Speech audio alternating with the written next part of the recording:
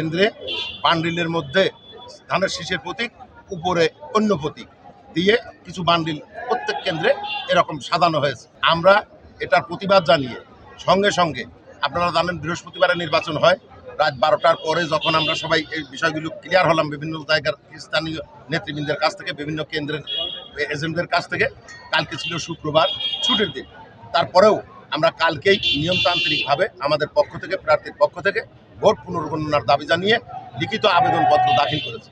লিখিত আবেদনপত্র দাখিল করার পরে কালকে তো সারাদিন ছুটির দিন ছিল, আজকেও ছুটির দিন, তারপরেও নির্বাচনী অফিসগুলো আমরা যতদূর জানি নির্বাচনী কার্যক্রম শেষ না হওয়া পর্যন্ত সবসময় খোলা থাকে। সেই দাবি নিয়ে আজকে কুমারখালী খোকসার আপামর জনতা এখানে উপস্থিত হয়েছে। ওই একই দাবি নিয়ে ভোট পুনর্গণনা করতে হবে এবং পুনর্গণনা করে এই রেজাল্টটা ঘোষণা করতে হবে।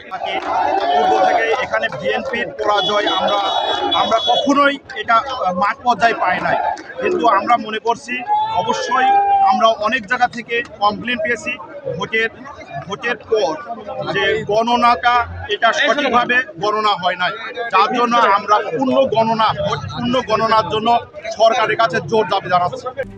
RICL TMX, যুগের পর যুগ স্থাপনা থাকে মজবুত। একটা বিষয় পরাজয় কারণ হচ্ছে ভূমিকের কারণে কুষ্টিয়া জেলা বিএনপি যখন ভেঙে দেওয়ার পরে ওনারা খোকসা কুমারখালী ওনাদের মানে সৈয়দ মেহেদী আহমেদ রুমির বিপক্ষে যারা অবস্থান করছিল তাদের দিয়ে কমিটি গঠন করা হয়েছে।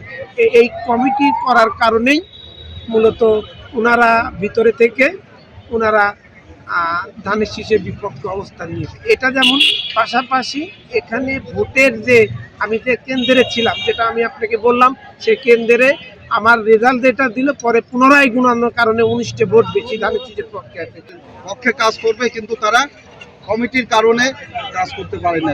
বিতর্কিত কমিটি, তারা ঘরে বসেছিল, ধানের শীষের পক্ষে তারা কাজ করবে। এই কারণে আমরা এখানে আমাদের ভূমিদশ যে জয়টা হওয়ার কথা ছিল সেটা আমরা হেরে গেছি। কিন্তু আমরা জাতীয়তাবাদের আদর্শে যারা বিশ্বাসী, আমরা যারা দলকে ভালোবাসি, আমাদের নেতা তারেক রহমান আগামী দিনের প্রধানমন্ত্রী, ওনার কাছে আমরা যাব, আমাদের অভাব অভিযোগগুলো জানাবো এবং আমরা একটা সঠিক চাই, দিক নির্দেশনা উনি দিয়ে কুষ্টিয়া বিএনপিকে যাতে বাঁচায়, এটা আমরা আশা করি ইনশাআল্লাহ।